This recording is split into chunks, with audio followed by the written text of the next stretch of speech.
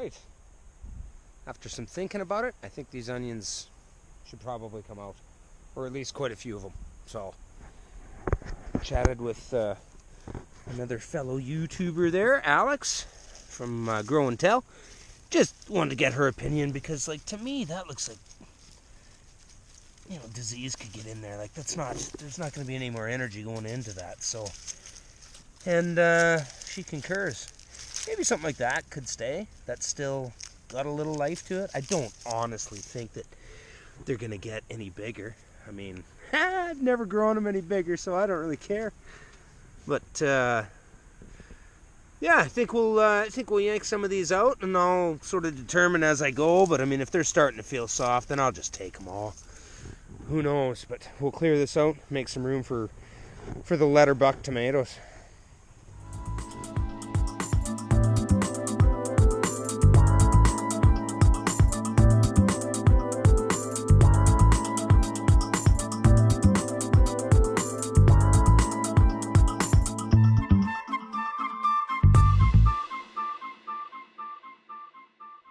Alright, that's not a bad haul. As far as I'm concerned, I think these ones are the Walla Wallas. The smaller yellow ones here are Copra, I believe, based on what I planted. What else did I plant? I planted some of those Kelseas. These are the ones that the British guys get up to 15 pounds. That's about, I don't know, proportionately appropriate, I think. That's unbelievable for Ryan. I will take that any day of the week. And the Red Wings, again, I'll take them. They're no grumpy gardeners, right? I mean, his red ones were flipping unbelievable this year, but whatever, they are not going to go to waste. But it's not a bad little harvest. I got a few more of them at home that have all been blown over as well, so we'll get those harvested and whatever, throw them up on a table, show you what they look like, and we'll let them dry.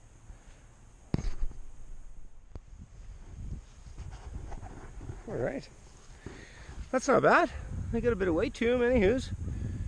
Well, it should last us a little longer than last year. I think we were out of ours by like November or something last year.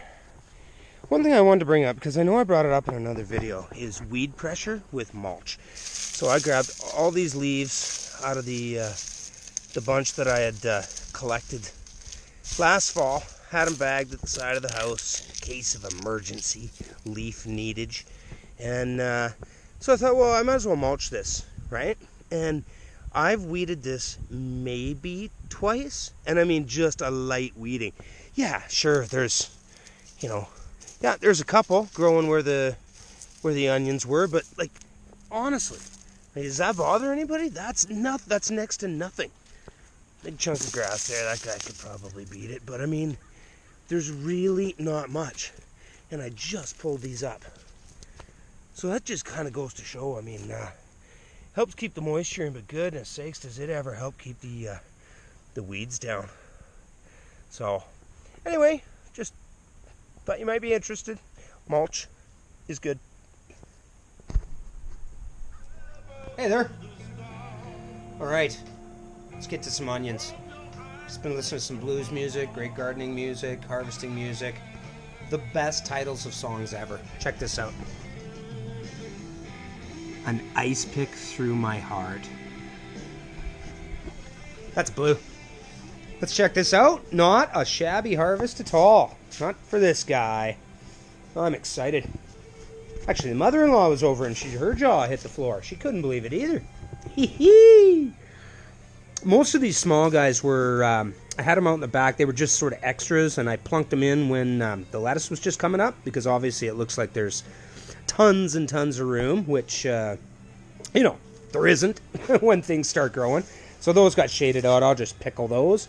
But, yeah, not bad. 300 plus onions. That's out of the front and the back. So, yeah, pretty tickled. Now, here's the cool part. So I started all of these in the trays, right? Like the little 6 seed trays. So there's 72 of them in there. And I started, I don't know, I think a tray of each of these. So shallots, Shallots are over there. Red Wings, Kelseas, Walla Walla, Copras. Started one tray of each of those by seed. And out of all of them, I had one go to seed. So there'll be a part in there that's not going to be edible. The outsides will be. But in previous years, I've always grown from sets. So, you know, those little bags of onions that you get that are like yay big. And I mean, my brain always said, well, that's got a head start. I mean, it's that big. It's not a seed. It has to produce bigger onions faster. Until I started doing a little bit of research and chit-chatting with a few other YouTubers, and onions are biennials. So the first year you plant the seed, it creates the bulb. Right? Now, if I save that bulb and plant it next year, the genetics of that onion are telling it, okay, I've produced the bulb. Now this year, I produce the seed. Those will flower, dry out, onion seeds, boom. And that's the life cycle.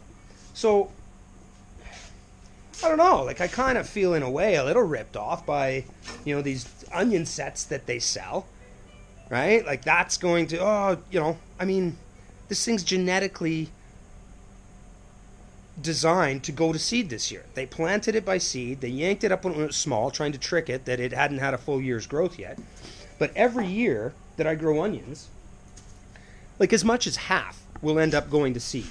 And that is unbelievably frustrating.